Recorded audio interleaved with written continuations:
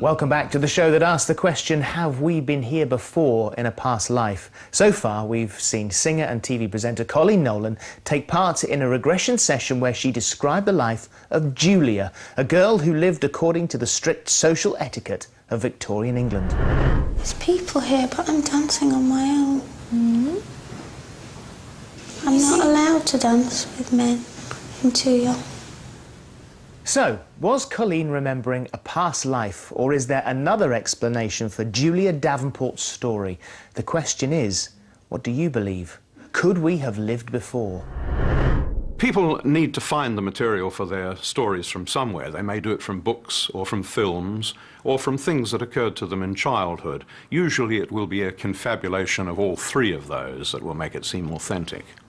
A very popular form of drama these days is costume drama, where it's set in the 17th century or 16th century or whatever. And I think a lot of women's literature is about fantasy, is about going back to an age of elegance and crinolines and balls. And so it's not at all surprising that it should be seen by many women as a much more romantic era, and therefore an era in which they feel they would have been much more comfortable in. Many people who are regressed, they come up with stories of romantic periods in history. And skeptics say, well, sure, they saw a movie last night, and that triggered some kind of a fantasy. But, well, wait, I say, sure, it triggered something. It did trigger a past life memory, a genuine past life memory. It's very natural, because they lived in that period. In a moment, Coleen will be joining me for the first time since her regression, and I'll be finding out what she makes of it all. But first, is there any historical proof behind Coleen's story? Time for our historian detective to reveal if he's been able to find any truth within the clues.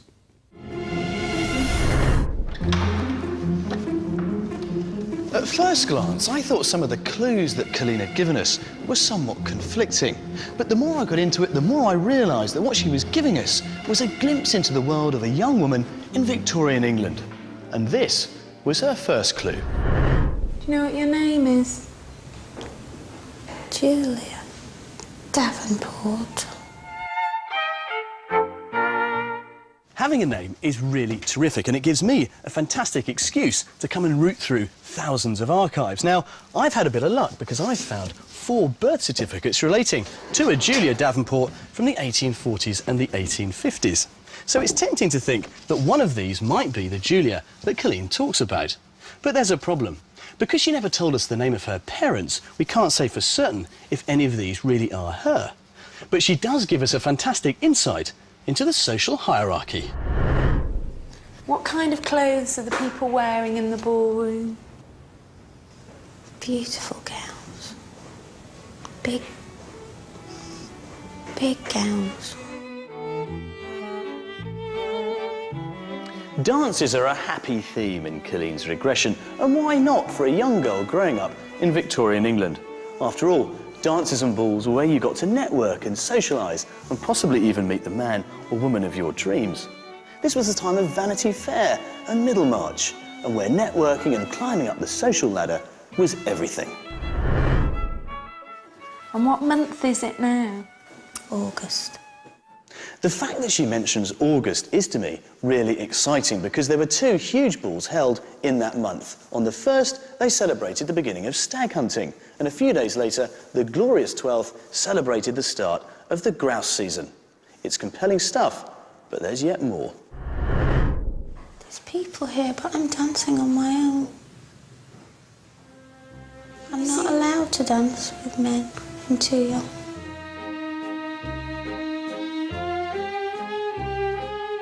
In Victorian society, girls had to be formally introduced before they could socialise with men. This usually happened at 17 or 18, and it's what we now think of as a debutante's coming out ball. So Coleen is absolutely right. At 16, Julia would have been too young for this. There'd have to be no dancing with men for another year or so.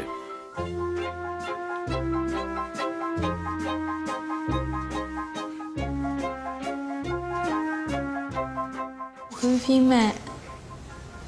Eric. Where does he take you? What kinds of things do you get to do? Go on picnics. riding. So all this hanging around at balls finally pays off for Julia. She gets her man and they begin what by all accounts is a pretty standard Victorian courtship. Bit of picnicking, bit of riding, all very cosy stuff. And let's face it, Eric is an excellent strategic choice for a marriage. And what does Eric's family do? Father buys, sells, shipping, something to do with shipping. In the mid-19th century, trade was booming, and as the British Empire grew, the shipping industry was making a fortune. Southampton, Eric's home, according to Coleen, was the perfect base for a shipping mogul. It all seems to fit together. But there's one point I'm still struggling with, though. How could Julia have mixed it in such high society? And what does your father do for a living? Carpenter. He's a carpenter. It just doesn't seem right to me that a carpenter's daughter could have attended such a posh ball. Certainly, 50 years earlier, that would certainly have been the case. But this is the mid-1850s, the height of Victorian society. And at last, things were changing because the middle classes were on the move. In the 1850s, a carpenter who embraced the new industrial ways and went in search of mass production could create a rich lifestyle for himself and his family. For Julia, this would have meant social freedom and the ability to secure the affections of a rich husband. There's certainly something of the fairy tale about Coleen's regression, a keyhole into Victorian life, a young girl who finds the man of her dreams who's also worth a fortune. It certainly is a feel-good story, but does it feel right to you? Does it feel right to you? Oh, I think I've read that somewhere. Do you?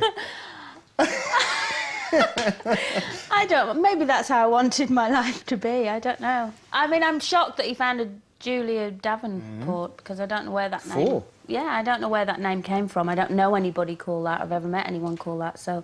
Do you read a lot of books that are set in that period? Not that are set in that period, but I read a lot of romance. You know, where she meets her prince and they ride off in the sunset. And what about the? Because there are a couple of things there. I mean, do you know that August is a serious month for balls? No, had no idea about that. So I mean, it's so interesting to watch it. When that all went on, I actually eventually ended up experiencing Eric died, and I visited him, and then I died, and I went through all those emotions, and it was quite an experience, actually. You were devoted to him, weren't you? Absolutely. I visited his grave every day for an hour, every day for 30 years. Pathetic. Is that the sort of thing that you could do now? Imagine yourself being? Yeah, because I'd probably put him there now. So you can't... Would you see that sort of devotion to a bloke?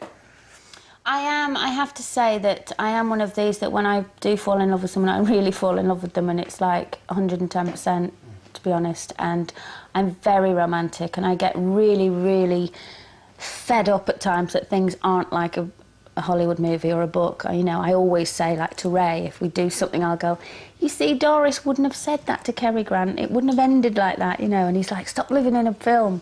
How have you felt since having that done? I remember a sense of very much well-being for a few days afterwards. I just thought it was lovely. I thought they had such a lovely life, and I remember feeling very content, you know, going home afterwards on the train and everything. I thought, oh, that was so lovely, and she was so lucky, and that was me. And I felt very privileged to have lived that kind of life back then. She had a very strict, very rigid childhood background, and there must have been a part of your life that would have been like that.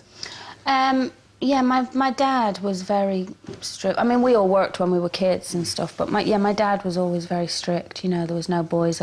We could have birthday parties, but there was no boys allowed from a very young age, let alone teenage years. But also working as well in all families where there is this sort of this showbiz thing that they tend to say that it was so controlled and we were working so hard that you feel almost robbed of your childhood. I think I was, to a degree. You know, when all my friends were going to birthday parties or going out or having sleepovers, I couldn't because I'd be working in a working men's club up in Scotland somewhere. So we did miss out a lot. So I do feel, yeah, that childhood was kind of lost. Do you regret that? I've never really thought, oh, I can't believe that, or hated my parents for it, because it was just a way of life for me. But I think it obviously affected me because I'm so anti all of that with my own kids. I so want them to have, as normal a childhood as possible. So your childhood would have been in that sort of rigid way, very similar to Julia's. To Julia's. Let's see now what our experts make of this, because you've heard what Coleen thinks, but it is up to you, of course, to make up your own mind. Here's what our experts have got to say. In her regression, Coleen talks about being on her own, and we know that very much in the present she has lots of sisters she's grown up with. I think this is Coleen's way of processing what life would be like had she been by herself, had she been an only child. How would she look? How would she behave? How would she be? Would she be a different person to the person she's actually today? This is not about a past life. This is a simple wondering, what would I be like had I been an only child? Colleen's death in her regression was a very peaceful one. She died in her bed, surrounded by people she loved. I guess the kind of ending we'd all want to do. But having married and then her husband dies, she spends the next 30 years visiting his grave, showing a huge amount of faithfulness to his memory.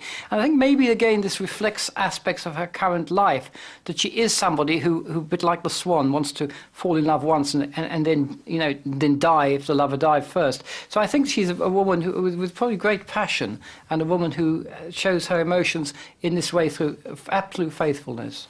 I think Colleen's past life was not one that was affecting her negatively. I think it was kind of what we'd maybe call a time-out life, a very happy life where she was just happy, and she learnt maybe about the facets of love and showed she was a very caring character. I mean, going to that grave every day for 30 years was something to be kind of admired in a way.